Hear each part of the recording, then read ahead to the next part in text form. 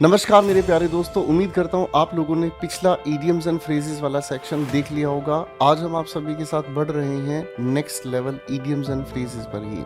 मेरे प्यारे दोस्तों, ये वो क्वेश्चंस हैं जो बेहतरीन तरीके से आप लोगों के लिए कलेक्ट किए गए हैं ताकि आप लोगों के एग्जामिनेशन में आप लोगों का इडियम्स एंड फ्रेजेस आपकी ताकत बन सके। तो चलिए दोस्तों, शुरू करते हैं part 2 of idioms and phrases मेरे साथ। जो क्वेश्चन नंबर 51 कहता है, now that Mr. Krishna Murthy has retired from the company, his daughter is blank in the dog house that। देखो पहले तो समझो ध्यान से, यहां पर बात रिटायर्ड की है। रिटायर्ड का मतलब यहां पर नेगेटिव हो गया, है ना। जब कोई इंसान रिटायर हो जाता है तो उसके बाद उसकी कमाई का सोर्स कम हो जाता है। कमाई का सोर्स कम होने का मतलब अब उसे अपने लिमिटेड सोर्सेज में ही रहना पड़ेगा, ठीक है जी, है ना। तो अब इसका मतलब क्या होगा, अब उनकी बेटी को कैसे रहना होगा। आप कहेंगे sir in the pink. Sir जब इन द पिंक की बात हम करते हैं तो इसका मतलब होता है इन गुड हेल्थ, ठीक है जी। इसका मतलब हमें समझ आता है इन गुड हेल्थ, तो ये तो नहीं होगा। In the lap of luxury, इसका मतलब हमें समझ में क्या आता है ना। यानी कि जब आप एक लग्जरी में रहते हैं तो इसका मतलब क्या हुआ, यहाँ पर आप वेल्थ की बात कर रहे हैं। इन द ड्राइवर सीट, तो ड्राइवर सीट का मतलब क्या हुआ, आपको खुद अपने काम खुद से ही करने होंगे। इसका मतलब समझ में आता है क्या चीज, इन अ कंट्रोल्ड सिचुएशन। आप यहाँ क्या कहना चाहेंगे, इन कंट्रोल्ड सिचुएशन, ठीक है ना। तो एक कंट्रोल सिचुएशन में रहना पड़ेगा। ड्राइवर है, अपनी गाड़ी को अपना सोच समझ के चलाएगा। इन द डॉग हाउस, जब डॉग हाउस की हम बात करते हैं तो इसका मतलब क्या होता है, जब आप किसी इंसान के साथ जो है बातचीत में डिस्टर्ब हो जाते हैं, जिस इंसान के साथ आपकी तालमेल बिगड़ जाती है ना, ठीक है ना। तो इसका मतलब क्या हो गया, डिसफेवर आ जाना। किसके लिए, डिसफेवर उस इंसान के लिए, समवन के लिए जिसके लिए आपने कुछ किया था, ठीक है जी। तो यहां पर हमारे पास correct answer in the driver seat बनता है।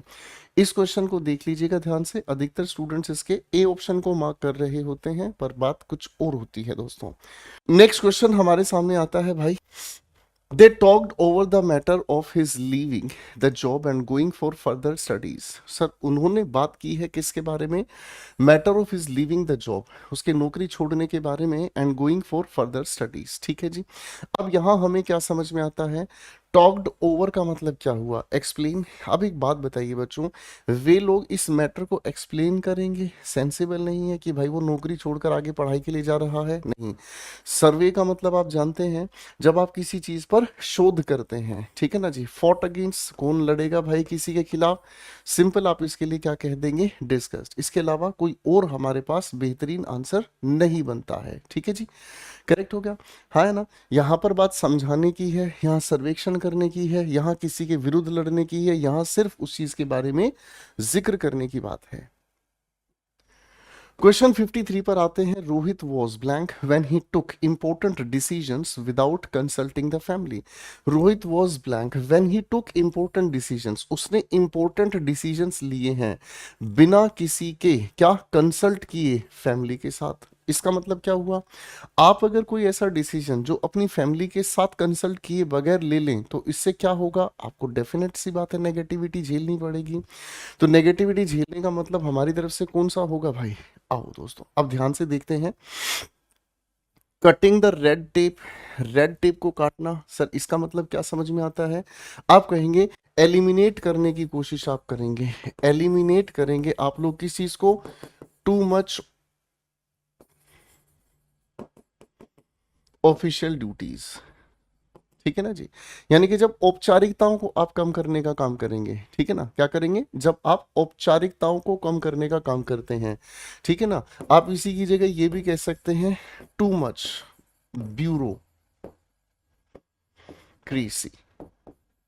जब आप बहुत सारी ब्यूरोक्रेसी को हटा देते हैं, बहुत सारी अनावश्यक कार्यवाही को हटा देते हैं, ठीक है जी। तो भाई इधर लिखा है, ये तो जरूरत ही नहीं है, कॉन्टेक्स्ट ही नहीं जच रहा है। Told to get a new lease of life. अब न्यू लीज ऑफ लाइफ का मतलब क्या होता है, इसका मतलब है कि अपनी जिंदगी में कुछ ऐसे चेंजेस लेकर आना जिसकी वजह से आपकी जिंदगी में सुधार हो सके, है ना। तो इसका मतलब क्या होता है, to bring changes in one's life, to bring changes in one's life. तो सर जी ये भी अपनी जगह ठीक नहीं है। In the same boat, sir in the same boat का मतलब क्या होता है? जब आप और आपके सामने कोई इंसान है ना, तो वो दोनों ही एक दूसरे के साथ यानी कि क्या कर रहे हैं, फेसिंग सेम प्रॉब्लम्स, ठीक है ना, फेसिंग सेम प्रॉब्लम्स। अब आप कहोगे सर जी फेसिंग सेम प्रॉब्लम्स के यहाँ क्या सेंस है? ध्यान से समझिएगा। जब भी आप कहीं समुद्री यात्रा करते हैं तो पुराने ज़माने के जिनके ऊपर ये श्राउड्स लगे होते थे, याद है? तो ऐसे जब जहाज़ की बात कर रहे होते थे तो सर नेविगेशन इतना खूबसूरत होता नहीं था, और भाई चलते रहते थे। बहुत सारी प्रॉब्लम्स बोट में होती थी। क्या सर? खाना ख़त्म हो जाता था, पीने का पानी ख़त्म हो जाता था, है ना? सर बोट बिना हवा के ऐसी जाकर फंस जाती थी कहीं पर जहां से निकलना मुश्किल हो जाता था। तो सर बहुत सारी, तो इस बोट का मतलब ट्रबल्स की बात कही जाती है, ठीक है भाई। Told to fight his own battles himself, यानी कि अपने युद्ध अब अपने आप ही आपको लड़ने हैं, किसी और पर आपको डिपेंडेंट नहीं होना। तो यहाँ पर हमें क्या होगा, सेल्फ डिपेंडेंट, ठीक है ना। सेल्फ डिपेंडेंट किस चीज के लिए? आगे के जीवन के युद्ध को अपने आप ही लड़ेंगे। ऐसा क्यों कहा गया? बिना परिवार के डिस्कशन के आपने कोई डिसीजन लिया है तो भाई अब अपना अपने आप भुगतो।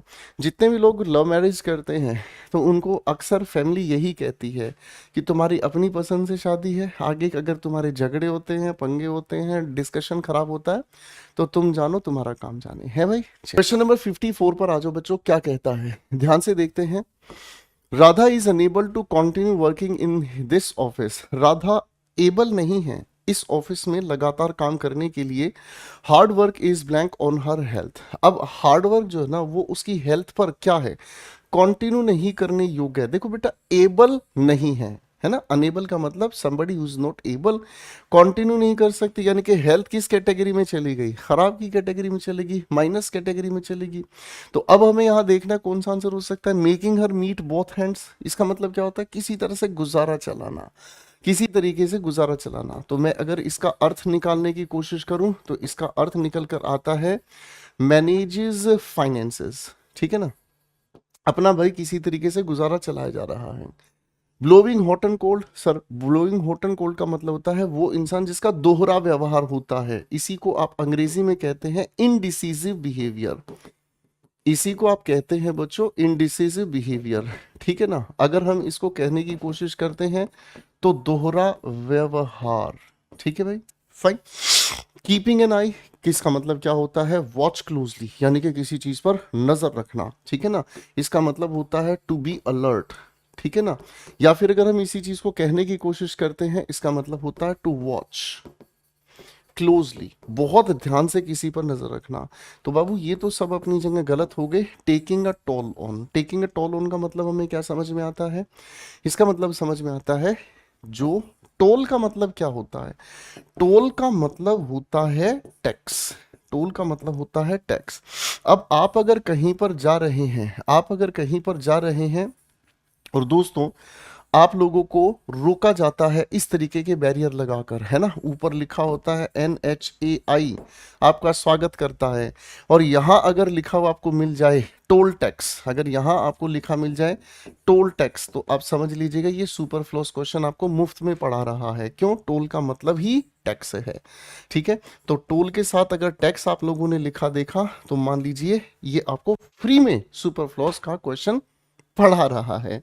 तो दोस्तों टेकिंग अ टॉल ऑन का मतलब होता है नेगेटिव इंपैक्ट, ठीक है ना जी। इसका अर्थ क्या होता है बच्चों, नेगेटिव इंपैक्ट, ठीक है, नकारात्मक परिणाम। आइए बच्चों क्वेश्चन 55 पर काम करते हैं। He tries to perform well but good projects done by him are blank, he needs to put in extra effort, वो अच्छा परफॉर्म करने की कोशिश करता है, ठीक है ना। ट्राइज का मतलब कोशिश करना, लेकिन अच्छे जो प्रोजेक्ट उसके द्वारा किए जाते हैं ना, आर क्या है, he needs to put in extra effort. Extra effort का मतलब क्या हुआ, उसे और ज्यादा एफर्ट्स लगाने पड़ेंगे, यानी कि डेफिनेट सी बात है यहां कोई ना कोई कमी की ही बात होगी। बोलो जरा हाँ। आप लोगों के अगर मॉक टेस्ट में नहीं आ रहे हैं अच्छे नंबर, ठीक है। आप लोगों के अगर मॉक टेस्ट में 6 नंबर नहीं आ रहे तो मैं आपको क्या सलाह दूंगा, बच्चे थोड़े से एफर्ट्स और ज्यादा लगाओ, यही कहूंगा भाई, थोड़े से एफर्ट्स और ज्यादा लगाओ। जब थोड़े से ज्यादा एफर्ट्स लगाने की बात है तो सर यही से हमें समझ में आया कि एफर्ट्स जो लगा रहे हो उसमें कोई कमी है ना। तब ऑन द एज का मतलब हमें क्या समझ आया, ऑन द एज का मतलब हमें समझ में आता है वो इंसान जो नर्वस है। अब बेटा नर्वस का इससे कोई लेना देना नहीं है। वॉकिंग ऑन एयर, हवा में चलना, है ना, इसका मतलब तो क्या हो गया, यानी कि एक इंसान जो बहुत ज्यादा खुश फील कर रहा है, खुश का एक सिनोनिम भी लिख लीजिएगा मेरे साथ, ठीक है ना, हैप्पी या यूफोरिक फीलिंग आपके दिल में आ जाए, ठीक है जी। अगला सवाल है few and far between. Few and far between का मतलब क्या होता है, something that is rare, infrequent, कभी कभी जो आप करते हैं। गोइंग विद द फ्लो, यानी कि जो हो रहा है उसे होने दो, है ना, इसका मतलब हमें समझ में आता है क्या चीज, following the trend, following the trend, यानी कि जो हो रहा है उसे होने दो। अब इसका मतलब हमें क्या समझ में आया, सर हमें जो हो रहा है वो होने दो की बात तो समझ नहीं आई। खुश होने से एक्स्ट्रा एफर्ट लगाने का लेना देना नहीं, हम यही कहेंगे कि जो आपके एफर्ट्स है ना वो रेयर हैं। रेयर का मतलब है इनफ्रीक्वेंट है, आप लगातार प्रयास नहीं कर रहे हैं, आप लगातार एफर्ट्स नहीं लगा रहे हैं। और जो भी भाई लगातार एफर्ट्स नहीं लगा रहा है, नेचुरल सी बात है, उसको यही कहा जाएगा दोस्त आपको और ज्यादा मेहनत करने की जरूरत है। क्वेश्चन 56 पर काम करते हैं। The government has decided to blank GST on some items. Sir यहाँ आइटम्स लिखा हुआ है, ठीक है जी, यहाँ आइटम्स लिखा हुआ है। The government has decided to blank GST on some items लिखा है in order to help some small traders, ठीक है ना जी, जो छोटे ट्रेडर्स हैं, व्यापारी हैं, उनकी मदद करने के लिए क्या डिसाइड किया है गवर्नमेंट ने कि भाई अब जीएसटी जो है वो, अब मदद अगर करनी है तो नेचुरल सी बात है पॉजिटिव कैटेगरी में, तो यहाँ पर भी हमें पॉजिटिव सेंस वाला ही कोई ना कोई इडियमेटिक एक्सप्रेशन चाहिएगा, ठीक है जी। अब ध्यान से समझते हैं। सबसे पहले देखते हैं crack down on. Crack down on का मतलब हमें क्या समझ में आता है, जब आप किसी को पनिश कर रहे हैं, जब आप किसी को पनिश कर रहे हैं, कैसे, सीवियरली, ठीक है ना। सीवियरली का मतलब होता है कठोरता से, जब आप किसी के ऊपर जबरदस्ती नियम थोपते हैं और उसको पनिश करते हैं, this is what you call punish severely. इसी को साथ साथ ये भी लिख लीजिएगा, एनफोर्स रूल्स, ठीक है ना जी, नियमों को लागू करके किसी को पनिश करना। सर ऐसा तो नहीं, हेल्प नहीं हो पाएगी ना इससे, है ना बाबू। वॉश अवे का मतलब होता है जब आप किसी चीज को एलिमिनेट करते हैं, एलिमिनेट करते हैं या फिर इरेज करते हैं किसी भी चीज को, ये समथिंग लिखा है बेटा मैंने, ठीक है ना। रोल बैक का मतलब क्या होता है, अब देखो ध्यान से समझना, आप जीएसटी को किसी आइटम्स पर पूरी तरह से हटा दें तो आप कहेंगे सर ये बात तो जच रही है, ये बात तो जच रही है। अगर किसी चीज पर आप जीएसटी को यानी कि गुड्स एंड सर्विसेज टैक्स को पूरी तरह से हटा दें तो सरकार की कमाई का सबसे मोटा जरिया जीएसटी है, तो सरकार को तो जीएसटी मिलना ही बंद हो जाएगा आइटम्स से। आइटम्स का मतलब प्रोडक्ट पर। तो आप कहोगे सर जी इससे तो सरकार को कोई फायदा नहीं मिलने वाला, सरकार तो नुकसान में चली जाएगी। तो सर ये वाली जो बात है ना, मतलब मुझे इस पर डाउट है, हो सकता है या नहीं। रोल बैक का मतलब हम समझते हैं, जिसका मतलब होता है रिवर्स अ पॉलिसी और एक्शन, ठीक है ना। इसका मतलब होता है to reverse a policy action, ठीक है ना जी, किसी भी पॉलिसी को रिवर्स कर देना, यानी कि किसी भी पॉलिसी या एक्शन को आप वापस ले रहे हैं, ठीक है। Steer clear of, sir steer का मतलब होता है किसी चीज को चलाना, ठीक है ना, स्टीयर का मतलब होता है चलाना। आप गाड़ी जब चलाते हैं दोस्तों, आप जब गाड़ी चलाते हैं तो भाई साहब जब भी आप गाड़ी चलाते हैं तो गाड़ी चलाते वक्त ये जो आपके सामने चक्का है इसी को तो स्टीयरिंग कहा जाता है। तो स्टीयर क्लियर ऑफ, तो इसका मतलब क्या हुआ, आप किसी चीज से दूर हो जाते हैं, अवॉइड समथिंग, क्या कहेंगे, अवॉइड समथिंग या समवन, ठीक है ना जी। और बाबू इन सब के पहले इन्फिनिटिव तरह से ही हम किसी भी वर्ब का, ये सभी वर्ब है ना, स्टीयर, रोल, वॉश, क्रैक, ये सभी वर्ब हैं। तो जब भी आप इनका मीनिंग बताओगे तो इन्फिनिटिव के साथ ही मीनिंग बताओगे, ठीक है ना। तो यहाँ मैं टू नहीं भी लिखूं तो आप समझ जाइएगा। तो सर ये बात तो अवॉइड नहीं किया, रोल बैक, पॉलिसी वापस लेने की बात कही गई थी, नजदीक थे ये ऑप्शन ए और सी। ये सीरियल मेंस में ही आपसे पूछा गया है, तो आपको इसको तैयार रख लेना चाहिए मेरे बच्चों। क्वेश्चन 57 हमें कहता है मेरे बच्चों, the residents of my colony blank in trying to find out का मतलब होता है किसी चीज को ढूंढना और किसी रिजल्ट को ढूंढना। अबाउट द इंक्रीजिंग, किस चीज के रिजल्ट को ढूंढने की बात कही जा रही है, about the increasing number of car thefts, जितनी भी गाड़ियां चोरी होती हैं उसके क्या कारण है उसको ढूंढने की कोशिश की जा रही है। अब बेटा पहला ऑप्शन कहता है हिट अ पर्पल पैच। हिट अ पर्पल पैच का मतलब हमें क्या समझ में आता है, इसका मतलब हमें समझ में आता है यानी कि एक ऐसा समय जिस समय आप बहुत ज्यादा सफल हैं। तो to experience a time of success, आप सफल हुए, उस सफलता के वक्त का आनंद लेते हैं। सर यहाँ तो हमें एफर्ट्स की बात करनी है क्योंकि वो ढूंढ रहे हैं उस कारण को जिसकी वजह से गाड़ियां चोरी हो रही हैं। हिट द सैक की अगर हम बात करते हैं तो हिट द सैक का मतलब हमें समझ में आता है when you are going to sleep, ठीक है ना, to go to rest, sleep, ठीक है ना जी। Fine. Beat about the bush, इसका मतलब हमें समझ में आता है to talk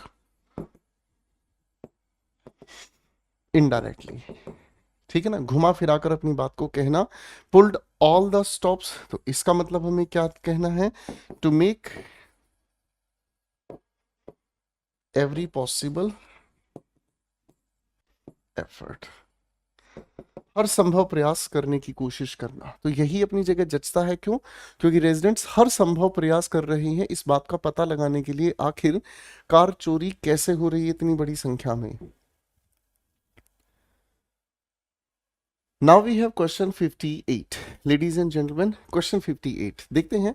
in trying to solve the crime, crime को सोल्व करने की कोशिश जो की जा रही है, the detective found himself, detective ने पाया किसको, खुद को ही पाया। रिफ्लेक्सिव हमारे सामने आ गया है, क्या चीज, yet the mystery kept deepening, फिर भी जो रहस्य था वो गहराता हुआ नजर आया। अब जो मिस्ट्री है, जो राज है, वो गहराता हुआ नजर आया, ठीक है ना जी। तो मेकिंग रूम फॉर अदर्स, दूसरों के लिए रास्ता बनाना, ठीक है ना जी। तो गिविंग अदर्स स्पेस, ठीक है ना, या फिर क्या, देखो मेकिंग की वजह से मैंने यहाँ गिविंग लिख दिया, अगर मेक होता तो टू गिव लिखता, ठीक है ना। गिविंग स्पेस टू अदर्स, ताकि दूसरे लोग काम कर सकें, ताकि दूसरे लोग किसी चीज पर एक्टिविटी कर सकें, ठीक है जी, कोई दिक्कत तो नहीं है। लेटिंग हिज हेयर डाउन, अपनी जुल्फे नीचे गिरा देने की बात क्या हो गई, इसका मतलब हो गया रिलैक्सिंग, ठीक है ना, रिलैक्सिंग वन सेल्फ। अब ये आप लोग जानते हैं भाई, ये आप लोग बहुत अच्छे से जानते हैं कि जितनी गर्ल्स हैं जब वो रिलैक्स कर रही होती हैं तो रिलैक्स करनी, माइंड नहीं कीजिएगा, ठीक है ना, बिल्कुल इस बात को माइंड मत करना। जब आप रिलैक्स करते हैं तो अपनी जुल्फों को जो है ना सबसे पहले लूजन करते हैं, खुला छोड़ देते हैं, और कभी कभी, राइट, है ना।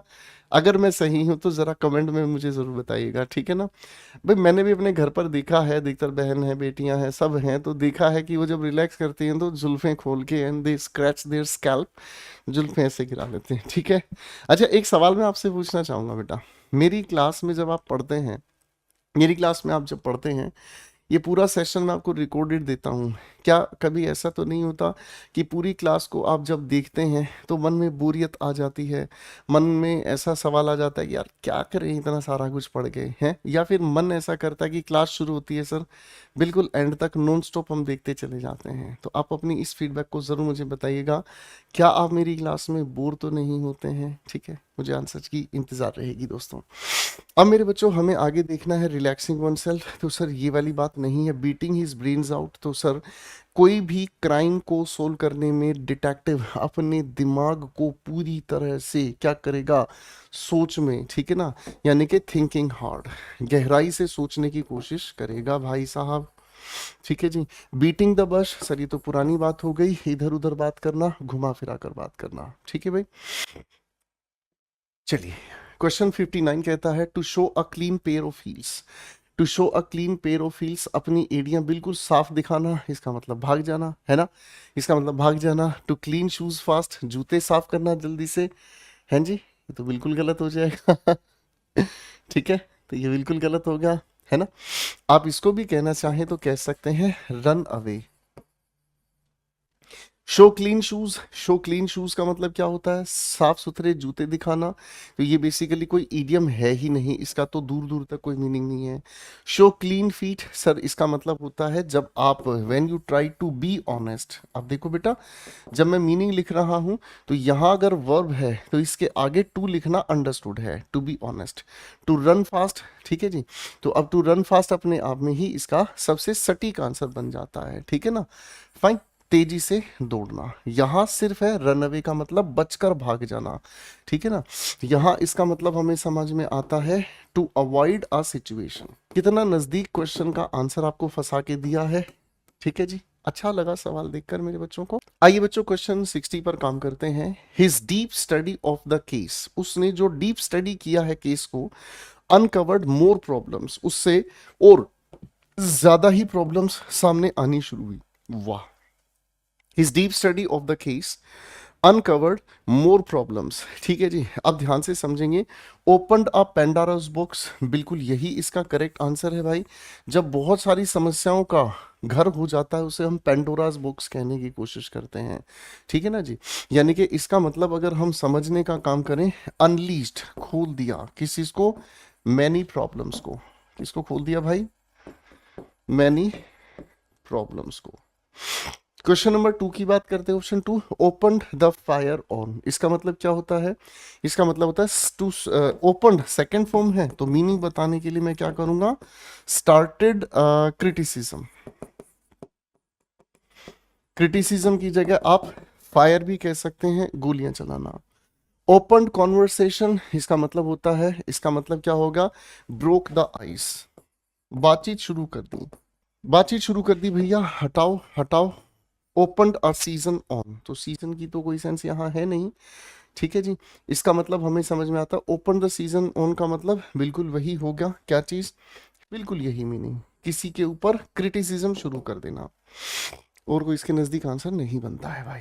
क्वेश्चन 61 पर काम कर रहे हैं हम। Through the grapevine, grapevine इसका मतलब अब ध्यान से समझने की कोशिश करना। आप वाइन के बारे में जानते हैं, वाइफ नहीं, वाइन। वाइन कैसे बनती है, वाइन कैसे बनती है, आप कहते हैं सर बहुत सारी चीज़ों से वाइन बनती है, गेहूं से भी बनती है, माल्ट से भी बनती है, जौ से भी बनती है, अगर हम कहें तो अंगूर के रस से भी बनती है, सेब से भी बनती है, जिसको आप सड़ा सकते हो उसी से वाइन बन सकती है। मुझे नहीं पता वाइन, विस्की, स्कॉच, इन सभी चीज़ों में क्या फ़र्क है, पर इतना पता है कि ये शराब है। अब भाई अगर हम किसी इंसान को खूब सारी नीला के 3 पैग बलिए, अब मान लीजिए किसी को बहुत सारी शराब पिला दी जाए तो क्या होगा, उसके मुंह से क्या चीजें निकलेंगी, वो फिर बड़बड़ाएगा, वो फिर बड़बड़ाएगा और ऐसी ऐसी चीजें बोलने का काम करेगा जो अपने आप में सक्सीडेड ब्रिलियंटली नहीं होगा, है ना जी, सफलतापूर्वक। बीमार होने की बातचीत ही खत्म हो जाएगी। अरे भाई साहब पीते ही क्या हो जाते हैं लोग, शहंशाह हो जाते हैं, तो ये तो वेरी सिक है, तो इसके बारे में तो हम बात नहीं करेंगे। सर आप कहेंगे बड़बड़ाएगा तो वाया गॉसिप, है ना, थ्रू डिफिकल्टीज, मुसीबतों से भरा, तो सर ये भी अपनी जगह बात समझ में आ गई, करेक्ट है, ठीक है। थ्रू ये तो हटा दो भाई, तो हमारे पास इसका आंसर इसके नजदीक और कोई नहीं जाता है। चलिए बच्चों क्वेश्चन नंबर 62 पर काम करते हैं। Raghu has been trying to keep a lid on his emotions but every now and then his anger इरप्ट्स।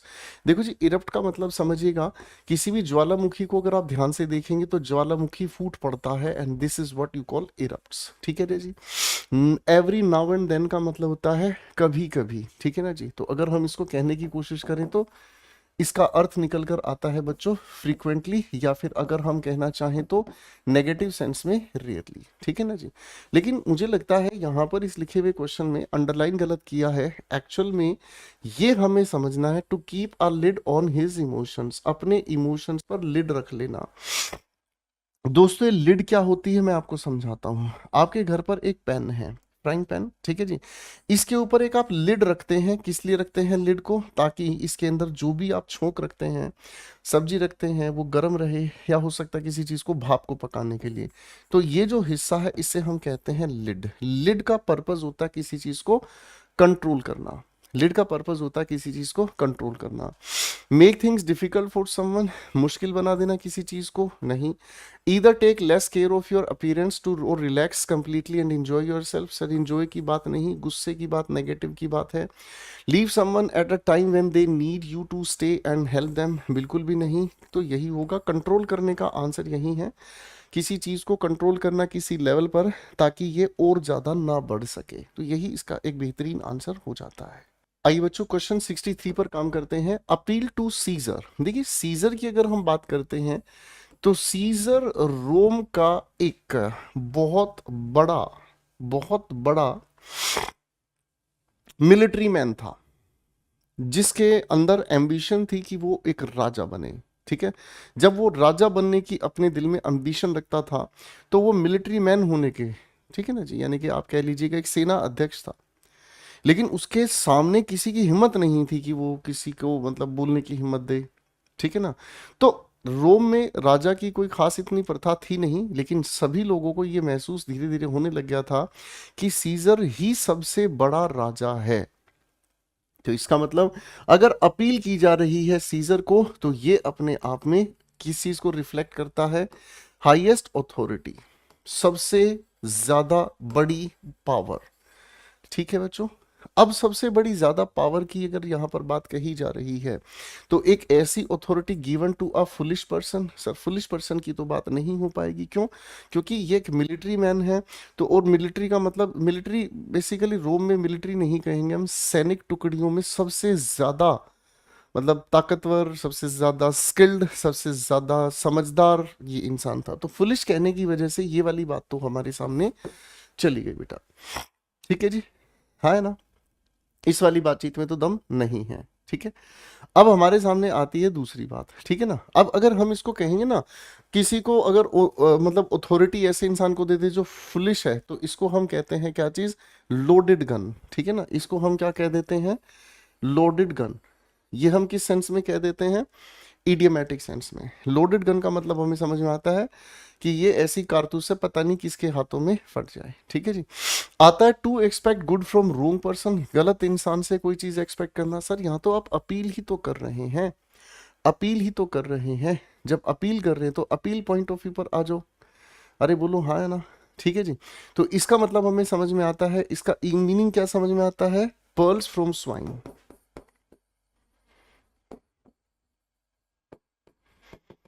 जिसका मतलब होता है फॉल्स होप, झूठी उम्मीद। तो इस सेकंड आंसर का, ठीक है।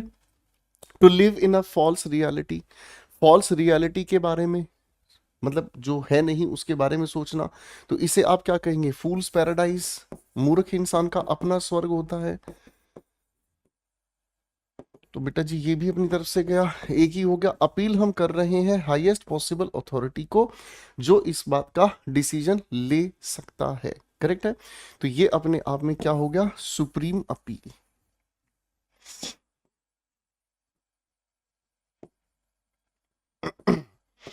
अच्छा सवाल था, बहुत प्यार से कंफ्यूज करने के लिए सवाल हमें मिला। आइए बच्चों क्वेश्चन 64 पर काम करते हैं। To have a nodding acquaintance. बेटा एक्विंटेंस की अगर हम बात करते हैं तो एक्विंटेंस का मतलब होता है जान पहचान, ठीक है जी। और नोडिंग का मतलब होता है सिर को हिलाकर हाँ या ना कहना, ठीक है ना जी। वैसे सामान्यतः इसका मतलब होता है जिसको हम ना ही कहते हैं, ठीक है ना। अब मान लीजिए आप एक पार्क में जा रहे हैं भाई, आप हर रोज सुबह एक पार्क में जा रहे हैं घूमने के लिए। अब जब आप सुबह पार्क में जा रहे होते हैं तो आप यहाँ पर जॉगिंग कर रहे हैं या वॉक कर रहे हैं। एक बुजुर्ग इंसान है, ठीक है ना, एक बुजुर्ग इंसान है जो हर रोज आपको देखने को मिलता है। तो भारतीय संस्कृति ये कहती है जो इंसान हर रोज हमारे सामने आता है, एक ना एक दिन हम थोड़ा सा उसको परिचित मानते हैं और उससे दूर से नमस्ते अंकल, नमस्कार जी, नमस्कार sir, good morning, good evening, ऐसे शब्दों का हम प्रयोग करते हैं, ठीक है ना जी। लेकिन हम ज्यादा गहरे परिचित उन इंसान से नहीं होते हैं। तो अब देखते हैं मेरे बच्चों, हमें यहाँ क्या आंसर देखना है, ठीक है। To have a great experience, बहुत अच्छा एक्सपीरियंस रखना। तो इसका मतलब तो हमें समझ में आता है बहुत मजा करना, बहुत मजा करना। इसका मतलब हमें समझ में आया, टू हैव अ ब्लास्ट। यहां लिखा है to neglect all the parameters, सारे पैरामीटर्स को इग्नोर करने की यहां पर बात कही है। तो इसका मतलब हो गया थ्रो क्वेश्चन, क्वेश्चन का मतलब सावधानी, टू द विंड्स। अब इसको मैं समझाऊंगा क्योंकि ये ऐसे समझ नहीं आएगा बच्चों आप लोगों को। सिचुएशन क्या है भाई साहब, ये हमारे सामने एक नदी है, महासागर है, कुछ भी कहो। ये एक बोट है जिसके ऊपर लगा हुआ है ये एक बहुत बड़ा कैनवस, ठीक है जी। इस कैनवस को हम कहते हैं क्या चीज, श्राउड। इसको हम क्या कहते हैं, श्राउड, ठीक है जी। अब मेरे बच्चों देखो, सिचुएशन ऐसी है कि बहुत ज्यादा तूफान आया हुआ है। जब तूफान आया हुआ है तो सामान्य क्या करना चाहिए इस बोट वाले भाई को, इसको अपने श्राउड को बंद कर लेना चाहिए ताकि हवा के धक्के से या हवा के बहाव से इसकी शिप को कोई डैमेज ना हो जाए। अब इस भाई ने क्या सोचा, छोड़ो बेकार की बातों को, चही बीत न जाए रहना। तेज हवाओं के झोंके में इसने श्राउड को खोल दिया और अपनी इस अलर्ट होने की अदा को हवाओं के भरोसा छोड़ दिया। तो इसका मतलब क्या हो गया, बाबूजी ये तो डूबेगा ही डूबेगा, हाँ है ना। तो ये दोनों में से तो कोई भी बात नहीं है। To so know someone something slightly, किसी को थोड़ा सा ही पहचानना। इस सिचुएशन के अकॉर्डिंग गुरुजी बिल्कुल सही आंसर हमें मिल गया है। इसके अकॉर्डिंग बिल्कुल सही हमारा आंसर आ गया, किसी को नाम से शक्ल से ही जानना पहचानना, ठीक है जी। जब डी की हम बात कर रहे हैं, to have nothing in common, जब दो लोगों के बीच कुछ भी कॉमन नहीं है तो इसका मतलब होता है टू बी वर्ल्ड्स अपार्ट, यानी कि दो अलग अलग दुनिया के लोग, ठीक है ना। दो दिल मिल रहे हैं, ये केवल तभी संभव है जब दो लोगों के बीच कुछ कॉमन हो, जब दो लोगों के बीच कुछ ऐसा पॉइंट हो जहां एक दूसरे को वो अट्रैक्ट कर सकें। और जब दो लोगों के बीच कुछ भी कॉमन नहीं है, क्या होगा, आप कहेंगे सर ये ईस्ट है ये वेस्ट है। अच्छा क्वेश्चन था, मजेदार क्वेश्चन। क्वेश्चन 65 कहता है द मदर इन लॉ, सासू माँ की बात है, डेलिबरेटली सोच समझ कर, rained on the new bride's parade. Parade का मतलब जो जलसा है, इसका मतलब जो नई नई दुल्हन आई है उसका अपना एक साथ उसके बहुत सारे उसकी सहेलियां वगैरह भी, उसकी बहनें वगैरह भी आती हैं। वो उनके साथ व्यवहार कुछ ऐसा करती है क्या, व्हेन शी आस्क्ड हर, उसने पूछ डाला, कहा, चेंज करो अपनी ड्रेस, ठीक है ना, ऑफ हर चॉइस। अब देखो ध्यान से समझना, ये शी किसके लिए है, मदर इन लॉ के लिए, ठीक है। ये हर किसके लिए है, ब्राइड के लिए, है ना भाई। ये ब्राइड के लिए हो गया, change the dress of her choice. अब ये हर किसका है, मदर के लिए, मदर इन लॉ के लिए, ठीक है ना। तो सासू माँ की पसंद के हिसाब से कपड़े पहनो। तो क्या होगा, आप कहोगे सर जी माहौल खराब हो गया, माहौल ही पूरी तरीके से खराब हो गया। तो फोर्स ट्रेडिशंस अपॉन समवन, किसी के ऊपर ट्रेडिशंस को फोर्स करना, किसी के ऊपर ट्रेडिशंस को फोर्स करने की बात कही गई है। तो आप कहेंगे सर इसका मतलब होता है परंपरा किसी के ऊपर थोपना, ठीक है ना। तो इसके लिए अगर हम कहें तो रैम ट्रेडिशंस, बेटा रैम का मतलब होता है टकराना, थोपना, अंग्रेजी भाषा में इसका अर्थ होता है, ठीक है भाई। यहां लिखा है मेक समवन टीयरफुल, किसी को क्या है, मतलब अपने मन के जहर की वजह से आंसू भर देना, किसी को कहना खूब रो बेटा खूब रो, है ना। तो इसका मतलब समझ में आता है टू मेक क्राई, ठीक है, कोई रोए। टू स्पॉइल अ मोमेंट, जो पल था खुशी का उसको खराब कर देना, ठीक है ना। तो इसका मतलब हमें समझ में आता है क्या चीज, ठीक है। रेन ऑन ब्राइड्स परेड, तो यही इसका मीनिंग हमें समझ में आ रहा है कि जो वो मोमेंट था खुशी भरा उसको क्या कर देना, खराब कर देना, उसको क्या कर देना, खराब कर देना। मैं अगर इसे हिंदी में कहूं तो इसको हिंदी में कहा जा सकता है जश्न खराब कर देना, जश्न खराब कर देना। इधर लिखा है सेव वन फ्रॉम एम्बेरसमेंट। मेरे बच्चों एम्बेरसमेंट का मतलब होता है शर्मिंदगी। ये आप स्पेलिंग याद जरूर कर लीजिएगा, पेपर पूछता है, ठीक है। हिंदी में इसका अर्थ होता है शर्मिंदगी, ठीक है जी। किसी को शर्मिंदगी से बचाना, है ना। इसका मतलब हमें समझ में आता है क्या चीज, बेल आउट, ठीक है ना जी। यानी कि किसी को शर्म से बचाना, इज्जत से बचाना, shame from, save from Shem.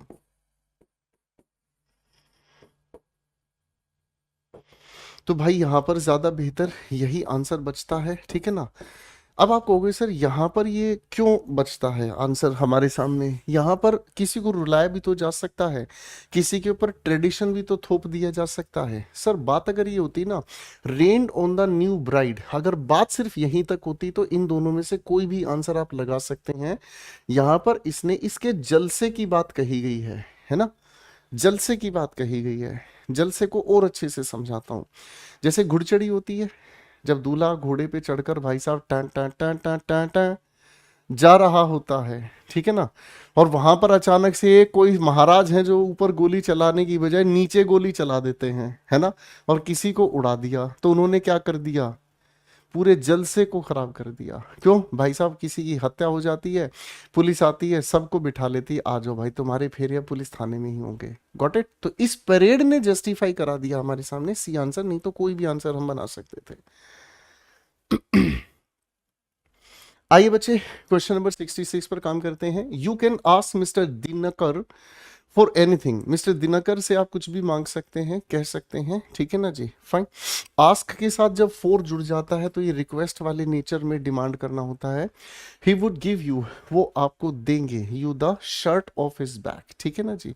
वो आपको देंगे, क्या चीज देंगे, is willing to do anything to help another person. वो आपके लिए कुछ भी कर देंगे अपनी मदद करने के लिए। शर्ट भी उतार के दे सकते हैं। Is a person who makes the decisions, नहीं sir. Is a person who is selfish, नहीं sir. Is a person who is arrogant, घमंडी नहीं, सेल्फिश नहीं। यही है वो जो डिसीजन लेते हैं। आप कहोगे सर ये सभी नेगेटिव हैं, आप वहां उनसे हेल्प लेने जा रहे हैं, तो पॉजिटिव मीनिंग एक ही जगह पर टिका हुआ है। क्वेश्चन 67 पर आ जाएंगे दोस्तों, क्या कहता है, ठीक है जी। Many a slip between the cup and the lip, बहुत इंपॉर्टेंट सवाल है। देखिए आपको बताना है मुझे कमेंट सेक्शन में, एक बहुत ही महान हस्ती हैं जिन्होंने ये बात कही, दिल्ली अभी दूर है, दिल्ली अभी दूर है। किसने ये कहा, कौन है वो महान हस्ती, ठीक है। कमेंट सेक्शन में जरूर बताइएगा, ठीक है। इसी चीज को अंग्रेजी में हम कहते हैं there are many a slip, there is many a slip between the cup and the lip, ठीक है ना जी। कोई भी इंसान जो एक कप प्याला पी रहा है, कोई भी इंसान जो एक कप प्याला पी रहा है, उस इंसान के, मेरे भाइयों उस इंसान के, ठीक है ना जी, होठों और कप के बीच बहुत फासला होता है। आप कहोगे सर बहुत फासले का मतलब क्या हुआ। बेटा उनके कप और होठों के बीच बहुत बड़ा फासला इसलिए होता है कि मृत्यु अगर आनी है तो इतने से गैप के बीच में भी आ जाती है। लोग अपने जीवन के आखिरी पलों में एक घूंट पानी पीने से पहले भी मर जाते हैं, ठीक है। तो इसका मतलब यहाँ क्या है हमारे सामने, तो आप कहेंगे sir work is going as per the plan, नहीं सर।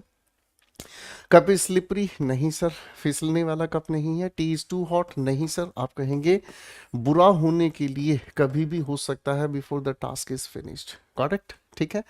टास्क के कंप्लीट होने से पहले भी बुरा हो सकता है। ठीक है जी, फाइन। आ जाओ भाई, अगला सवाल बहुत प्यारा है। चिंक्स इन द आर्मर, पहले मैं चिंक आपको समझाता हूं। देखो चिंक का मतलब होता है, चिंक का मतलब होता है a slight opening, a slight opening, यानी कि इसी को हम हिंदी में कहते हैं दरार, ठीक है। या फिर कोई भी जो खुला हिस्सा है, कोई भी जो खुला हिस्सा है। आप पीजी में रहते हैं, सभी पीजी के छोटे छोटे कमरे होते हैं, ठीक है ना जी। अब आप जब यहाँ से चले जा रहे हैं, अब जब यहाँ से चले जा रहे हैं, तो भाई साहब जब चले जा रहे हैं तो आपके बगल के दोस्त का रूम का दरवाजा थोड़ा सा खुला है, अ लिटिल वाइट ओपनिंग, थोड़ा सा खुला वैसा। अब आप इसमें यूं झांकते हैं, क्या पढ़ रहा है, क्या कर रहा है, क्या कर रहा है, क्या कर रहा है, और देखते देखते चले जाते हैं। This is called chink, correct है? हाँ है ना? कोई भी एक दीवार हमारे सामने है, दीवार में तरेड़ आ जाती है तो हमें अंदर प्लास्टर उतरा हुआ टूटी हुई दीवार दिखती है, चिंक कहलाता है। Chinks in the armour. Armour किस चीज के लिए होता है? सेफ्टी के लिए होता है। अब सेफ्टी के बीच अगर दरार आ जाए तो क्या कहेंगे? Old fashion useless weapon? नहीं सर। क्या कहेंगे? वीकनेस, कमजोरी ही? बिल्कुल ठीक कहेंगे सर, जिसका फायदा शत्रु उठा सकते हैं। प्रोटेक्टिव शील्ड, इसका मीनिंग है, आर्मर का मीनिंग है। Soldier if inners vest, sir vest का मतलब बनियान होती है। ठीक है जी। तो बेटा बहुत प्यारा सवाल था ये तो। ठीक है। क्वेश्चन 69 पर आइएगा दोस्तों। कहता है हमें क्या? Get your money's worth. जो आपके पैसे की कीमत है वही आपको मिले। मैं अब आपको समझाता हूं, ध्यान से समझिएगा। अगर आप मर्सिडीज की बात करें, अगर आप मर्सिडीज 600 एक मॉडल आता है फॉर्मेटिक का, अगर आप इस गाड़ी की बात करते हैं तो ये गाड़ी पड़ती है 3 से 4.5 करोड़ रुपए की। ठीक है जी। ये गाड़ी इतनी पड़ती है भाई साहब। अब इतनी महंगी गाड़ी, इतनी महंगी गाड़ी की जो लग्जरी है, इसका जो आनंद है, क्या वो इस भीड़ भाड़ वाले इलाके में फायदा इसका लिया जा सकता है? आप कहोगे सर आप इधर अपनी मर्सिडीज 4.5 करोड़ रुपए की गाड़ी लेकर चलोगे और साइड में आप लोगों के एक चल रहा है वो इंसान जो इस गाड़ी की कीमत की कोई वर्थ समझता ही नहीं है। अब वो आपसे आगे, आप आराम से चल रहे हैं, फिर दूसरा उसी का भाया वो आपसे आगे, फिर वो आपसे आगे, वो आपसे आगे, है जी। तो आप कहोगे सर ये हमारी जो हमने कीमत लगाई है उसका सही मूल्य नहीं है। हमारे इंडिया में ऐसी इतनी महंगी गाड़ियों की ज़रूरत नहीं है। हमारे इंडिया में अगर गाड़ियों की ज़रूरत है तो ज़्यादा से ज़्यादा 10 से 20 लाख रुपए तक की गाड़ी की हमारे भारत में ज़रूरत है, इसकी वर्थ है। समझ रहे हैं? और सारे के सारे जितने भी लोग हैं वो इसी सेगमेंट की गाड़ियों को खरीदते हैं, 10 से 20 लाख रुपए तक की गाड़ी को। ठीक है ना? तो आपके पैसे की जो कीमत है, देखो ध्यान से समझना मैंने क्या बोला। आपके पैसे की जो कीमत है उसको प्राप्त करना, यानी कि सही मूल्य प्राप्त पैसे का सही मूल्य प्राप्त करना। तो क्या है? टू पे and get something of good value, वो पे करना जो डिजर्व करता है। ठीक है ना जी। अब आप कहीं ऐसी जगह जाते हैं जहां मान लीजिए किसी होटल में आप स्टे किए। अब होटल की कमरे की कीमत आपने स्टे करने की दी 20,000 रुपये। वहाँ खाना पुअर क्वालिटी, स्विमिंग पूल नहीं, वहाँ कोई रिक्रिएशनल एक्टिविटी नहीं, वहाँ का स्टाफ बदतमीज। तो आप कहोगे सर 20,000 रुपये की वर्थ यहाँ नहीं है। करेक्ट है? तो दैट काइंड ऑफ मीनिंग। चलिए बच्चों क्वेश्चन नंबर 70 पर काम करते हैं। हमें लिखा है भाई बेल्स एंड विसल्स। देखो जी, बेल्स की अगर हम बात करते हैं तो घंटी हो गई, विसल्स का मतलब अगर हम कहें तो सीटी हो गई। ठीक है ना? अब बेल्स एंड विसल्स की अगर हम थोड़ा सा ध्यान से समझने की कोशिश करें तो घंटी सीटी की बात नहीं है। आप लोग कभी कभी किसी के घर जब जाते हैं तो उनके मुख्य द्वार पर इस तरीके के छोटे छोटे कुछ झूमर टाइप होते हैं जो हवाओं से बजते हैं, विंड शाइन इसे कहा जाता है। तो बेल्स एंड विसल्स क्या होते हैं ना, जब ये हवा के झरोके से या हवा के झोंके से जब हल्की हल्की टन टन टन टन की आवाज निकालते हैं ना, तो ये हर किसी चीज को अपनी तरफ क्या करती हैं? आकर्षित करती हैं। ठीक है? अब इसका मतलब क्या हमें समझ में आती है? Attractive but unnecessary feature added to products. ये अननेसेसरी है, ठीक है जी। हो सकता है अट्रैक्टिव तो है। एक इनोवेटिव डेवलपमेंट हमारे सामने हमें देखने को मिलता है कि ये एक बहुत इनोवेटिव डेवलपमेंट है, सर ऐसा कुछ नहीं। सीरियस डिसएडवांटेज, बहुत ज्यादा नुकसान वाली चीज। Take on a difficult task, नहीं सर। इसका आंसर बेहतरीन ए फॉर एप्पल ही बनेगा। तो ये अननेसेसरी फीचर होता है, लेकिन फिर भी क्या होता है? आकर्षक करने का ये एक बहुत अच्छा तरीका होता है। आइए बच्चों क्वेश्चन नंबर 71 पर काम करते हैं। खूबसूरत सवाल आप सभी के सामने है, देखते हैं। I invited them to my anniversary dinner but they had other plans. मैंने उनको अपनी एनिवर्सरी के डिनर पर बुलाया लेकिन उनके अपने प्लान्स थे।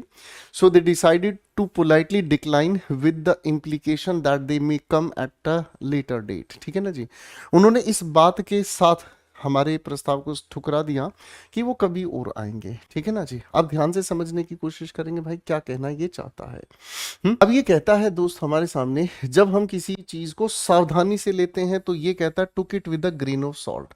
तो इसका मतलब तो क्या हो गया?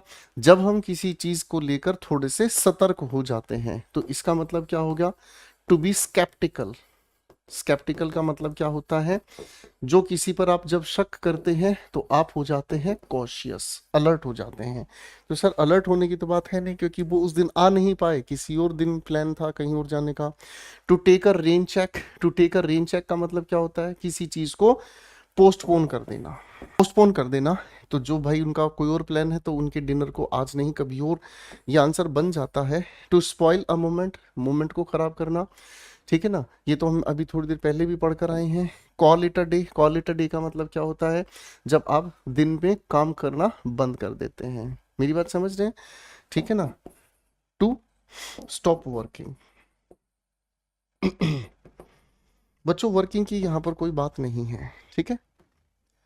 क्वेश्चन नंबर 72 पर आ जाइए भाई, क्वेश्चन नंबर 72 पर आ जाइए भाई।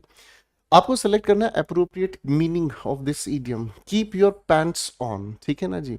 अब पैंट्स का मतलब हमें क्या समझ में आता है, पैंट्स का मतलब होता है यानी कि अपनी इज्जत।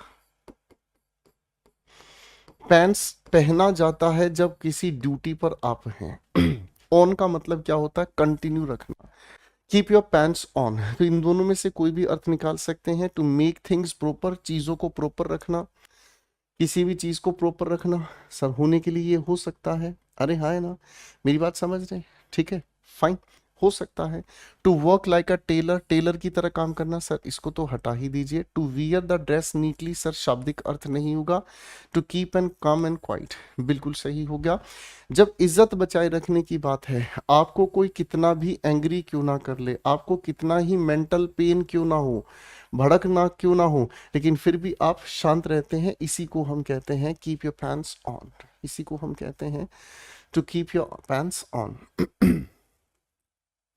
क्वेश्चन 73 पर काम कर रहे हैं भाई हम। क्वेश्चन 73 कहता है अविशियस साइकिल। अविशियस साइकिल का मतलब क्या होता है, एक ऐसा साइकिल, एक ऐसा चक्र जो कभी नहीं टूटता, कभी नहीं खत्म होता, ठीक है जी। A situation in which one problem creates another one, making the original problem easy to forget। सारी बात बिल्कुल सही जा रही थी, लेकिन easy to forget की बात नहीं चलेगी भाई। आगे हमारे सामने लिखा है situation in which several problems merge, बहुत सारी प्रॉब्लम्स मर्ज हो जाती हैं, अलग अलग प्रॉब्लम्स मर्ज हो जाती हैं, and become one extremely complex problem. Sir ऐसा नहीं है, ऐसा भी नहीं है। Situation in which one problem causes another one making the first one easy, sir यहाँ इजी होने की बात नहीं है। विशेष सर्कल का मतलब तो ये समझ में, इस प्रॉब्लम से ये से ये से ये से ये से ये प्रॉब्लम लगातार क्या है, नई नई प्रॉब्लम को जन्म देती हैं, ठीक है ना जी। भारत में गरीब है, गरीब क्यों है, पॉपुलेशन बढ़ रही है, पॉपुलेशन बढ़ने की वजह से रोजगार नहीं है, रोजगार ना होने की वजह से भुखमरी है, भुखमरी की वजह से किसी एक ही काम को करने के लिए एक नहीं एक से ज्यादा लोग तैयार हैं, और एक से ज्यादा लोग तैयार हैं, लोगों को प्रॉपर पैसा नहीं मिलता, पैसा नहीं मिलता, गरीब हैं। Vicious circle, never ending. Problem, किसी भी प्रॉब्लम का सॉल्यूशन नहीं है, लेकिन हर एक प्रॉब्लम से एक नई प्रॉब्लम जुड़ती जा रही है। तो सर सारे बोगस हैं, यही करेक्ट आंसर हमारे सामने आता है, ठीक है ना। ओरिजिनल प्रॉब्लम भी सोल्व नहीं हो रही और नई नई प्रॉब्लम्स पैदा हो रही हैं। अच्छा सवाल था ये बेटा, सीपीओ के पेपर से उठाया गया है। क्वेश्चन 74 पर आते हैं दोस्तों। मेक वेव्स, मेक वेव्स का मतलब क्या हुआ, सर ये पानी है, ठीक है जी। अब आप लोग कहीं जाते हैं अगर वाटर पार्क वगैरह, तो आप देखते हैं यहाँ इतना बड़ा सा प्लेटफॉर्म होता है और इस तरीके का आप लोगों को पानी भरा हुआ होता है, और यहाँ से एक स्लाइड होती है जो हिल हिल कर यहाँ वेव्स क्रिएट करती है और आप बहुत इंजॉय करते हैं। अब मेक वेव्स का मतलब हमें क्या समझ में आता है, मेक वेव्स का मतलब होता है हलचल पैदा करना, पेशेंस का गेम नहीं है, कॉज डिफिकल्टी लगभग हो सकता है, टू टेक इट इजी आसानी से ही चलना, to give up, give up का मतलब होता है किसी चीज को त्याग देना, टू अबैंडन। तो आप कहेंगे सर यही बात सही होगी, टू कॉज डिफिकल्टी, ऐसी सिचुएशन में रहना, खड़े होना बड़ा मुश्किल हो जाता है ना भाई, करेक्ट है। क्वेश्चन 75 पर आ जाओ मेरे बच्चों, क्या कहता है I send the agreement over for them to sign, मैंने उनकी पास अग्रीमेंट भेजा ताकि वो साइन कर सकें। Ball is now in their court, अब बॉल उनके पाले में है, यानी कि अब डिसीजन लेना उनके अधिकार में है। It is time for someone to deal with the problem or make a decision because other people have already done. तो सर इसका एग्जैक्ट मीनिंग तो यही है कि भाई हमने तो इस पे ठाके साइन कर दिए हैं, अब उनके पास भेज दिया है, उनके पास ये अधिकार है, वो इस पर साइन करेंगे नहीं क्योंकि हम तो पहले ही कर चुके हैं, है ना। An approach that uses traditional ideas, sir traditional ideas का कोई लेना देना यहाँ पर नहीं है। A time when after which the programs for older audiences may be aired on TV. TV से क्या लेना देना भाई। Better to be satisfied with what you have than risk losing it by trying to get something better. ठीक है ना जी। Better to be satisfied. Satisfied का कोई सेंस यहाँ नहीं कहा गया है बेटा। आइए बच्चों क्वेश्चन नंबर 76 पर काम करते हैं। Beyond the shadow of a doubt, यानी कि जिस पर दूर दूर तक शक नहीं किया जा सकता, जिस पर किसी भी तरह से शक नहीं किया जा सकता। सर शेडो किस चीज की होगी, परछाई, डाउट की, और बियॉन्ड का मतलब परे हो गया। तो इसकी बात अगर हम कहने की कोशिश करें तो located in a remote area, remote का सिनोनिम होता है डिस्टेंट, डिस्टेंट का मतलब जो बहुत दूर है। Live in fear and uncertainty, डर के माहौल में जीना और अपने आप में अनसर्टेनिटी, बाबू ये स्पेलिंग टेस्ट में जरूर पूछा जाता है, ठीक है ना, यानी कि जिसको लेकर आप श्योर नहीं होते हैं। विद सर्टेनिटी फॉर श्योर, है ना, जब आप किसी चीज पर शक ही नहीं करते हैं तो वो अपने आप में यकीन मानिए सही ही होता है। आइए बच्चों अगले सवाल की ओर बढ़ते हैं। अगला सवाल हमें क्या कहता है, your so called friend has cooked your goose. अगर किसी ने आपका गूज कुक कर दिया तो यानी कि आपका गूज बना वो गया, तो इसका मतलब आपके लिए तो कुछ ने क्या कर दिया, चीजें खराब कर दी। कोई इंसान आपके घर में आया, आपके घर में आने के बाद आपकी रसोई में गया, आप ही का बनाया हुआ खाना, मतलब आप ही के रखे हुए जितने भी प्रोविजंस हैं, खाने के सामान है, उनको पकाए खा जाए, तो क्या होगा सर, किसी का काम थोड़ी पूरा कर दिया, है ना। Something develops completely and reaches maturity, sir development की कोई बात ही नहीं है, ठीक है ना। चाइल्ड अडल्ट बन जाता है, कोई सेंस ही नहीं है सर। To spend a lot of time, बहुत सारा समय बिताने की बात नहीं। आप कहेंगे सर आप इंटरफियर होता हुआ नजर आ रहा है और डिस्टर्ब कर देता है, खराब कर देता है किसी और इंसान की व्यवस्था को, ठीक है बेटा। आइए भाई क्वेश्चन 78 पर मिलते हैं। हमारे सामने लिखा है to steal from a shop, किसी दुकान से कुछ चीज को चुरा लेना, किसे क्या कहते हैं सर, इसे गोल्डन गोल्डन अपॉर्चुनिटी तो भाई उसके लिए होगी जो इंसान किसी सही सुनहरे मौके की बात कर रहा है ना, तो ये हो गई बातचीत भाई। तो ये तो नहीं है। Green thumb, sir green thumb के लिए आप बताओ जरा मुझे इसका मीनिंग क्या है। अब मैं आपको सारे ऑप्शंस एक्सप्लेन करने की बजाय फटाफट आंसर बनाना सिखाना चाहूंगा। नहीं सर, आप इसे कहते हैं 5 फिंगर डिस्काउंट। जब आप किसी शॉप पर जाते हैं, जब आप किसी शॉप पर जाते हैं, वहां आप लोग जाकर पाते हैं भाई किसी चीज पर 10% का डिस्काउंट है, किसी पर 20%, किसी पर 50% का डिस्काउंट, हालात ऐसे हो गए 70% डिस्काउंट। फिर एक आता भाई साहब निकल के कहता मुझे इसका क्या करना है, मुझे ना 1 ना 2 ना 3 ना 10 मुझे कोई नहीं चाहिए, मैं तो उस चीज पे हाथ रखूंगा, 5 फिंगर्स रखूंगा, उठाऊंगा, चल दूंगा। तो ये कौन सा डिस्काउंट हो गया, 5 फिंगर डिस्काउंट, ठीक है ना जी। क्वेश्चन 79 पर आ जाएंगे फटाफट से। लिखा है हमारे सामने केयर अ हैंग, सर ये सीजीएल प्रीलिम्स में पूछा गया अभी का सवाल है। केयर अ हैंग, हैंग का मतलब क्या होता है, जब हम किसी को होल्ड करते हैं, जब हम किसी को होल्ड करते हैं और होल्ड करने को आप केयर ही नहीं देते हैं, तो इसका मतलब क्या हुआ, कपड़े सुखाना नहीं सर, किसी चीज को आउटफिट में डालना नहीं सर, केयरिंग टू मच, बहुत ज्यादा केयर करना नहीं। आप कहेंगे सर उस इंसान में इंटरेस्ट ही नहीं दिखाया जाता है, ठीक है भाई। क्वेश्चन नेक्स्ट पर आते हैं बेटा।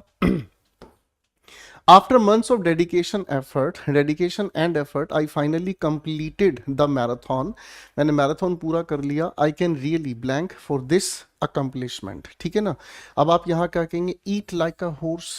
ईट लाइक अ हॉर्स का मतलब यहाँ पर क्या हो गया, ईट लाइक अ हॉर्स का मतलब क्या होता है, यानी कि जब आपके पास बहुत ज्यादा बड़ी भूख है, ठीक है ना। टू ईट ह्यूज, ठीक है ना, बहुत सारा खाने की कोशिश करना, ठीक है ना, बहुत सारा खाने की, या फिर इसके लिए आप ये कह लीजिएगा to have a huge appetite.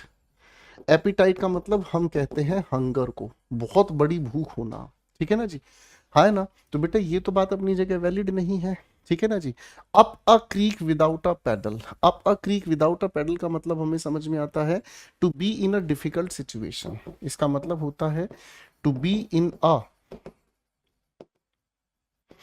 Difficult situation, मुसीबत में होना।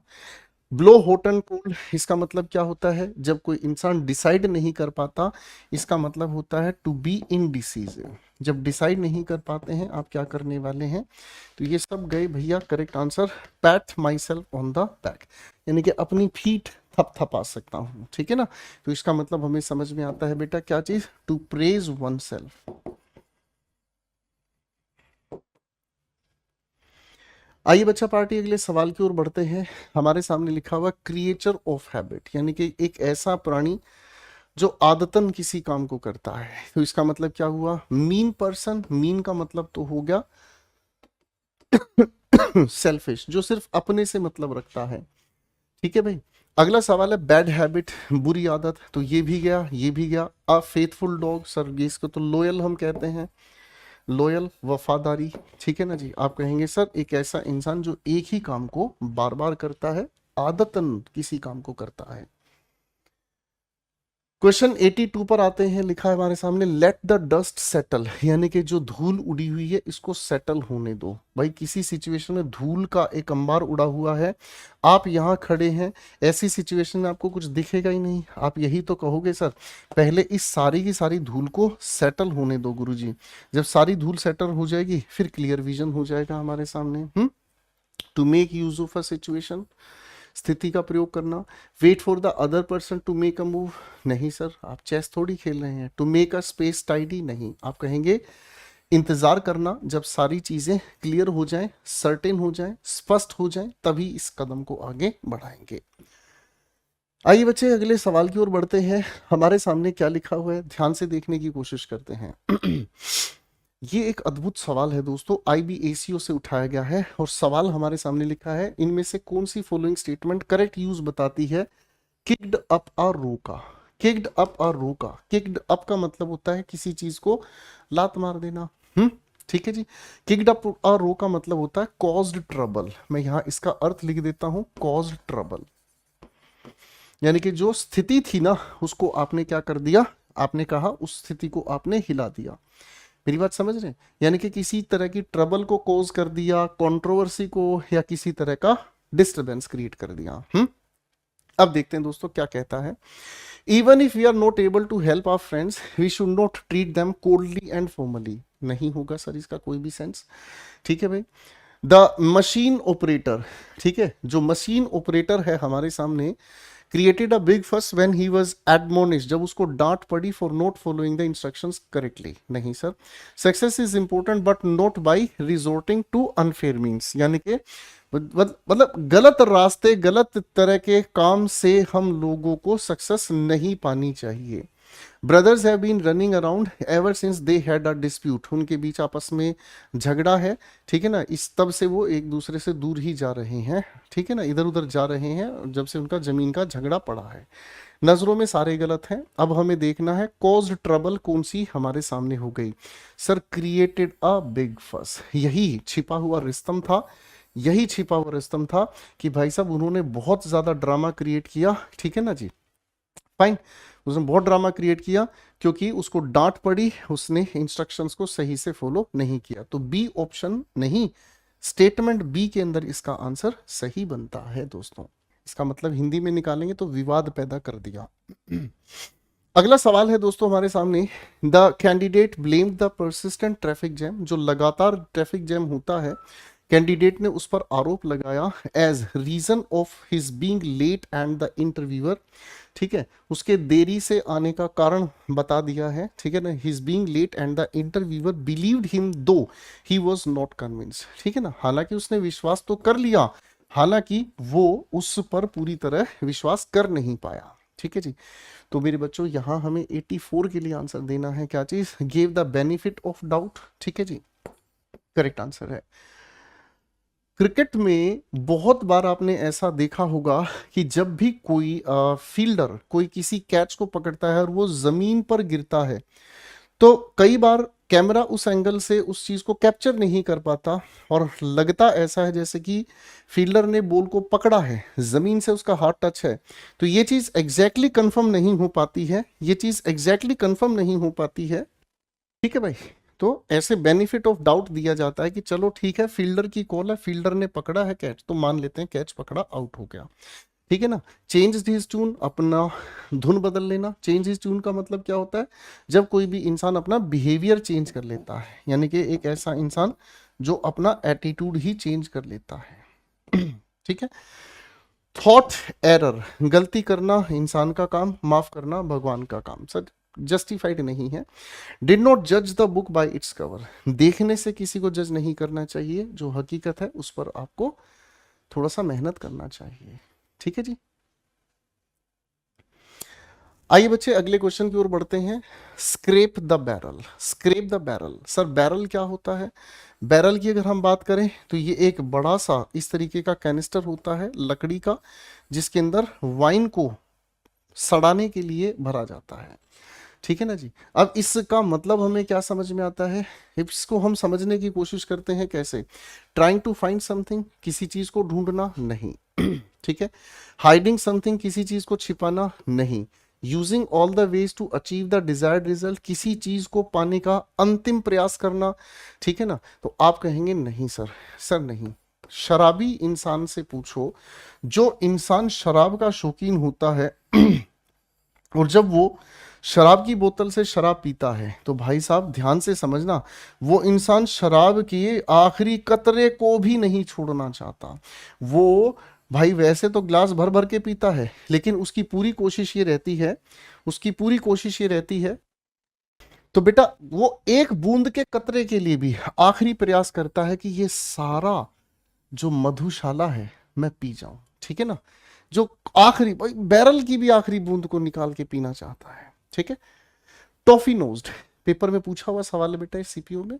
टॉफी नोज्ड हम किसे कहते हैं, टॉफी नोज्ड उस इंसान को कहते हैं, यानी कि वो इंसान जो अहंकारी है, जो इंसान कैसा है, एरोगेंट है, जो इंसान चौड़ी नाक बड़ी नाक वाला, एरोगेंट एटीट्यूड में रहने वाला इंसान कहलाता है टॉफी नोज्ड। ठीक है भाई। अब देखो कितना प्यारा आंसर बनाएंगे हम इसका। अ person who thinks he is of the high social class, जो सोचता मेरा सामाजिक स्तर बहुत ऊंचा है, दूसरों को हीन भावना से देखता है, यही आंसर है भाई। ठीक है ना। तो बेटा बाकी के आंसर्स की जरूरत ही नहीं है पढ़ने की, समझने की। क्वेश्चन 87 पर आ जाओ बेटा। Up in the air, up in the air, हवा में, ऊपर ही ऊपर। क्या हो गया भाई, यहां लिखा है क्या, something that is tossed up in the air, जब किसी चीज को हवा में उछाला गया, टॉस अप नहीं किया गया। Something that is certain and decided, बिल्कुल भी नहीं सर, जो चीज हवा में है तो वो क्या है, अननोन है। Something that is invisible and unattainable, नहीं सर, जो चीज हवा में है उसको हम पूरी तरह से जानते नहीं है, वो अनसर्टेन है, अनरिजोल्व है, अननोन है। ठीक है ना। इसकी जगह अनरिजोल्व भी आपको पेपर में मिल सकता है बच्चों, तो ये अपने आप में होगा जिसके बारे में आपको हकीकत नहीं पता। आज बेटा अगला क्वेश्चन स्पीड से बना के देखते हैं। चलो, the threat of the pandemic not, sir pandemic का मतलब मैंने बताया आपको, एक ऐसी बीमारी जो हर जगह फैल गई। The threat of the pandemic is not just a cry in the wilderness, तो बेटा ये हम पहले भी पढ़ चुके हैं, तो इसके लिए करेक्ट आंसर कौन सा होगा, morning for the loss, morning दुख की खबर है। अनहीडेड वार्निंग, एक ऐसी वार्निंग है जिस पर लोगों ने ध्यान नहीं दिया। ठीक है जी, एक ऐसी वार्निंग है जिसकी तरफ लोगों ने ध्यान नहीं दिया। टीयर्स ऑफ सोरो, सर उदासी के आंसू, नहीं सर। स्प्रेडिंग रूमर्स, सर फैलती हुई सिर्फ रूमर है, तो यहां पर हमें क्या कहना होगा सर। अब देखो सवाल के अनुसार हमें समझना है कि जो धमकी है हमारे लिए इस पेंडेमिक की, ये नहीं है केवल, क्या नहीं है, अनहीडेड वार्निंग या खाली रूमर। तो आप कहेंगे सर अगर मैं इस नोट के साथ इसको मिलाकर देखूं तो इसका आंसर है क्या चीज, ये सिर्फ फैलती हुई अफवाहें नहीं है, ये धमकी फैलती हुई अफवाहें नहीं है, सच में डरने का ये कारण है। ठीक है जी, करेक्ट है। तो क्वेश्चन के अकॉर्डिंग आपको आंसर मार्क करना है, आंसर होगा डी फॉर दिल्ली। क्वेश्चन 89 पे आ जाओ बेटा, क्या कहता है क्वेश्चन नंबर 89। क्वेश्चन 89 हमें कहता है री इन्वेंटिंग द व्हील, व्हील चक्का, इसकी खोज फिर से की जाए, तो इसका मतलब हमें क्या समझ में आ गया भाई, इसका मतलब हमें समझ में आ गया, जब दूसरी चीज की दोबारा से खोज करेंगे इसका मतलब हम किसी काम पर दोबारा से मेहनत करेंगे। एग्जामिनिंग सर्कमस्टेंसेस, परिस्थितियों की जांच करना, that have already been understood, जो पहले ही समझी जा चुकी हैं। सर थोड़ा सा हो सकता है आंसर ये। Wasting one's time for things that have already been, अब सर दोबारा से चक्के की अगर कोई खोज करेगा तो डेफिनेट सी बात है वो क्या कर रहा है, समय खराब कर रहा है, अपने एफर्ट्स खराब कर रहा है। तो बाकी के ऑप्शंस तो वैसे ही डिस्कशन से बाहर हो गए।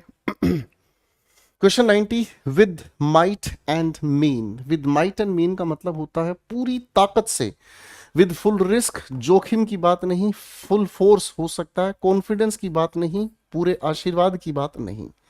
तो करेक्ट आंसर इसके लिए बेहतरीन हो गया भाई हमारे सामने। चलिए बेटा, अब थोड़ी स्पीड से आंसर्स बनाकर देखेंगे हम हर एक ऑप्शन को। पिछले सेशन में भी, अब के इस सेशन की शुरुआत में भी आपके साथ डिस्कस करके जा रहे थे। फोकस कीजिएगा फटाफट से आंसर्स बनाने में। सीपीओ की सेकंड शिफ्ट से उठाया गया सवाल। Ravi has a strong desire to be in college hockey team this year and he is working hard to gain such skills to fulfil his goals. ठीक है, goal of his life, goal of life. He has clearly made up his mind to achieve his target. अपना मन पक्का कर लिया है, target achieve करना है। तो सेट साइट्स ऑन, अपनी नजरें फिक्स कर ली हैं, हो सकता है। To move the goal post, अपने बार बार गोल को बदलना। ठीक है जी, इधर क्या लिखा है हमारे सामने सर, देखो इसका मतलब होता है अपने नियम को बदलने की कोशिश करना।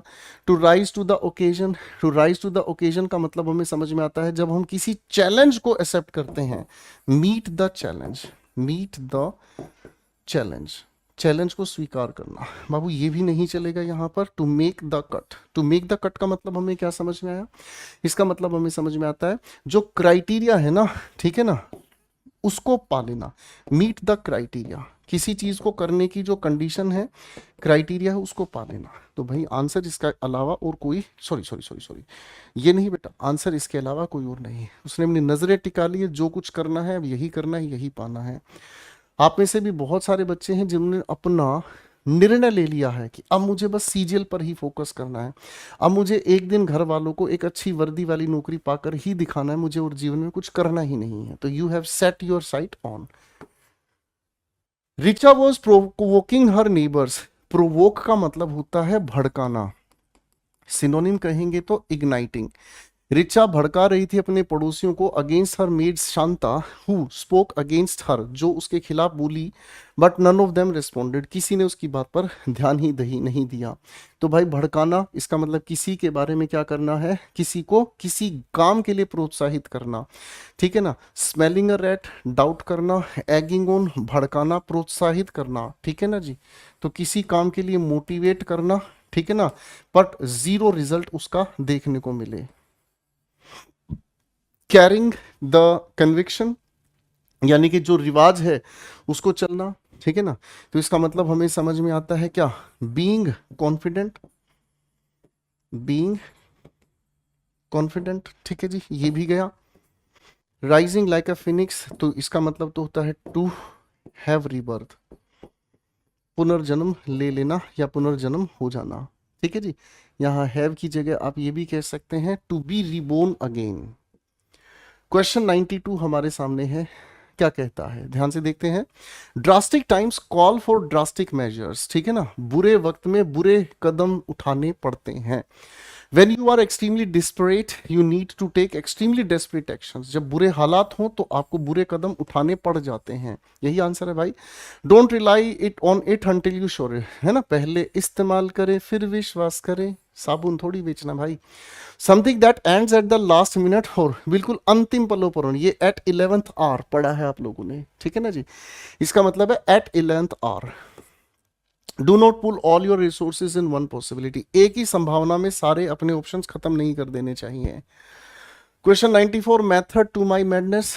तो मेथड टू माई मैडनेस का मतलब क्या होता है, इसका मतलब होता है यानी कि एक ऐसी स्थिति, एक ऐसी स्थिति जो अनकन्वेंशनल है, एक ऐसी अप्रोच जो उपद्रव फैला सकती है। ठीक है ना, लेकिन इसके अंदर एक छिपा हुआ हमारा पर्पज है। ठीक है ना, यानी कि हिडन पर्पज के लिए, हिडन पर्पज के लिए कोई भी आप जब अपनी स्ट्रेटजी बनाकर चलते हैं, जैसे आपने अपने दोस्तों के साथ बातचीत खत्म करनी है क्योंकि आप पढ़ाई में डिस्टर्ब हो रहे हैं, तो आपने क्या किया, अपना लिया आईफोन, ठीक है, और मारा भाई साहब किस में, जमीन पे नहीं मारा आपने, पानी की बाल्टी में फेंके, ले आज से पढ़ाई पुढ़ाई करेंगे भाई साहब, दोस्तों से बात बंद। थोड़ी देर बाद सारे दोस्त आपसे चिढ़ के बुरा मान के चले गए, आपने फ़ोन निकाला, आईफोन है, पानी में कुछ बिगड़ता नहीं है, आपने अपना फ़ोन ऑफ कर दिया, सबको कह दे मेरा फ़ोन खराब, आज से बातचीत खत्म। तो इस बात को समझाने की अगर हम कोशिश करेंगे तो क्या होगा, someone who is unpredictable and can cause damage, sir damage की वजह से ऑप्शन गया। to get someone drunk, किसी को पिला देना नहीं। to state a fact so that there are no doubts objections, किसी तथ्य को ऐसे कहना ताकि डाउट ही खत्म हो जाए नहीं। स्ट्रेंज और क्रेजी एक्शंस, ऐसे स्ट्रेंज क्रेजी एक्शंस कर देना जो मीनिंगलेस लगे लेकिन अंत में उनके पीछे एक बहुत बढ़िया रीजन सामने आए। ठीक है, बहुत अच्छा एग्जाम्पल मैंने आपको दिया इसको याद रखने के लिए। Now let's talk about question 95, ladies and leaders. Question: The coach was trying to twist the player's arm. किसी की बाजू मरोड़ना, इसका मतलब होता है बेटा जब आप अपना काम जबरदस्ती किसी से कुछ करवा रहे हैं, सांत्वना नहीं दे रहे हैं, किसी को ट्रेन करना नहीं, ट्रेन का मतलब किसी को परिपक्व बनाना, किसी से दूर रखना, आराम से दूर रखना नहीं सर। जब आप किसी को मजबूर करते हैं कोई काम करने के लिए, that is called twisting someone's arms. बहुत इंपॉर्टेंट है, पेपर फंसाएगा। क्वेश्चन 96 पे आ जाओ बेटा, क्या कहता है, upset the Apple cart. Sir cart का मतलब होता है इस तरीके का एक छकड़ा, ठीक है ना जी भाई साहब। आप जब शॉपिंग वगैरह करने जाते हैं तो ये, अब इसमें एप्पल रखी हुई है, ये डिस्टर्ब आपने कर दी, तो इसका मतलब क्या हुआ सर, विड्रॉ करना नहीं, आपने जो प्लान बनाया था उसको आपने क्या कर दिया, स्पॉइल कर दिया। सर ये दोनों ऑप्शंस गलत हो गए। ऑफेंडेड का मतलब होता है अपमानित होना। Question 97, to paddle one's own canoe. Sir अपनी ही बोट को खुद ही पेडल करना। मैं कैनो समझा देता हूँ। कैनो एक इस तरीके की बोट होती है भाई साहब, ये आप पानी में हैं साहब, ठीक है, और यहाँ आप बैठे हुए हैं, और पेडल ये है भाई साहब आपके पास जो आपका चप्पू है। तो इसका मतलब क्या हो गया बेटा, 97 का आंसर बनाना आसान हो गया आपके लिए। करेक्ट आंसर क्या हो गया, अपने ही ऊपर ही डिपेंड होना, अपना ही खुद ही चलाना है भाई साहब, कोई मशीन मोटर थोड़ी लगी है बोट में। Question 98, a fire in someone's belly. किसी के बेली में आग, यानी कि किसी के बेली में आग लगने का मतलब हो गया जब किसी इंसान के अंदर अपनी भूख है। मुझसे एक बार एक स्टूडेंट ने ऑफलाइन क्लास में मुझसे पूछा कि सर सफल होने के लिए कितना समय चाहिए इस पेपर में। मैंने कहा बेटा ये तुम्हारी भूख पर डिपेंड करता है। अगर तुम्हारे अंदर सफल होने की भूख है ना, तो ये भूख तुम्हें सोने नहीं देगी, ये भूख तुम्हें फिजूल चीज़ों में टाइम खराब करने नहीं देगी, ये भूख तुम्हें हर समय जगाए रखेगी। जिन बच्चों को नींद आती है ना फिजूल की, उन बच्चों की भूख मर चुकी है, और जिसकी जितनी बड़ी भूख वो उतना ही बड़ा काम अपने जीवन में आसानी से कर जाता है। ठीक है भाई, तो यहाँ पर वही बात आपके सामने क्या है सर, जो एनर्जेटिक है, एंथुसियास्टिक है किसी चीज़ को पाने के लिए, बाकी ऑप्शन सब खत्म। क्वेश्चन 99 आप सभी के सामने है, आइए देखते हैं क्वेश्चन 99। तो चलिए, मुझे लगता है ये वाला क्वेश्चन मैं आप लोगों के लिए होमवर्क में दे रहा हूं मेरे बच्चा। क्वेश्चन 99 होमवर्क में आपको दे रहा हूं, सारी डिटेल दी है, स्टेटमेंट्स के अकॉर्डिंग आपको बताना है किसमें ईडीएम का सही तरह यूज हुआ है। जरूर मेरे बच्चों मुस्कुराकर अपने आंसर्स जरूर दीजिएगा, ठीक है, फाइन, ठीक है भाई, मुस्कुराकर अपने आंसर जरूर दीजिएगा। बहुत अच्छा लगता है जब आप लोग मेहनत करते हैं, जब आप लोग अपने रेस्पॉन्सेज हमें देते हैं। ठीक है दोस्त, ये होमवर्क आप लोगों के लिए दिया गया है। And now let's talk about the last question. ये भी आप लोगों को होमवर्क ही मैं दे रहा हूँ, ठीक है जी, ये दो क्वेश्चंस आप लोगों को होमवर्क में दे रहा हूँ, ठीक है दोस्तों, बड़े ध्यान से इनको देखिएगा, ठीक है बच्चों। और इसी बातचीत के साथ आज की कहानी यहीं तक। खुश रहिएगा, मस्त रहिएगा, और पूरी वीडियो को दोबारा देखिएगा, अपने दोस्तों तक भी शेयर कीजिएगा। और आप लोगों को मेरा टीचिंग स्टाइल कैसा लगता है आप फीडबैक जरूर दीजिएगा, ठीक है दोस्तों। मिलते हैं अगली क्लास में। Thank you so much, bye everyone, take care.